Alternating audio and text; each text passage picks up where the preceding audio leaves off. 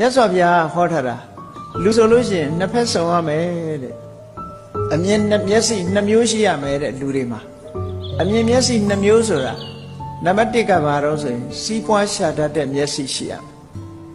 နော်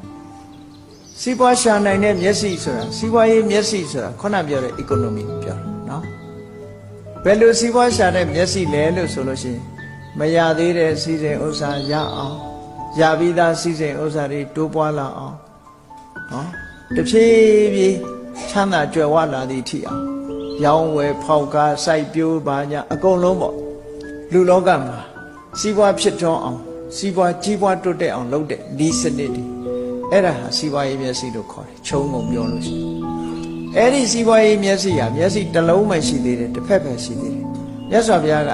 နောက်တစ်ဖက်ရှိသေးတယ်တဲ့အဲ့ဒီနောက်တစ်ဖက်ကဘာလို့ဆိုရင် moral eye လို့ခေါ်တယ်နော်ကိုချင်းတရားနဲ့ပတ်သက်တဲ့မျက်စိရှိရအောင်ဒါကကုသိုလ်ဒါကအကုသိုလ်ဒါကအပြစ်ရှိတယ်ဒါကအပြစ်မရှိဘူးဒါကလှုပ်တဲ့နဲ့ဒါကမလှုပ်တဲ့ဘူးဆိုတာ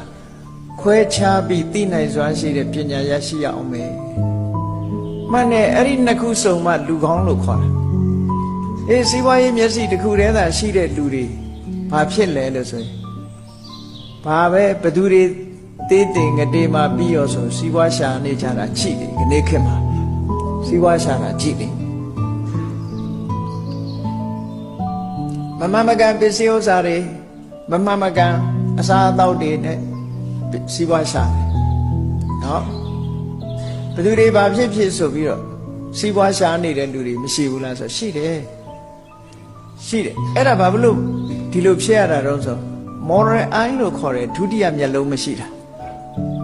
ဒုတိယမျက်လုံးမရှိတဲ့လူကတော့စီးပွားဖြစ်ပြီးရောအကုန်လုံးပဲသူ့ရဲ့စိတ်ဓာတ်ကအဲ့လိုပတ်စံရရင်ပြီးရောပေါ့ရှင်းပြောရင်ပတ်စံရရင်ပြီးရောအကုန်လုံးပဲအဲ့ဒါစီးပွားရေးမျက်စိတစ်ဖက်သက်တင်ရှိတာမြတ်စွာဘုရားကအဲ့ဒါဆိုမပြည့်စုံဘူးတဲ့ကိုချင်းတရားနဲ့ပြန်ထိန်ရကိုချင်းတရားနဲ့ပြန်ထိန်မှာစီးပွားဖြစ်ရုံနဲ့မကြည့်ရဘူးကိုချင်းတရားမပျက်စီးစေရတဲ့ကိုချင်းတရားနဲ့ပြန်ထိန်တာအကုသိုလ်နဲ့စီးပွားမရှာဘူးကုသိုလ်နဲ့ပဲစီးပွားရှာ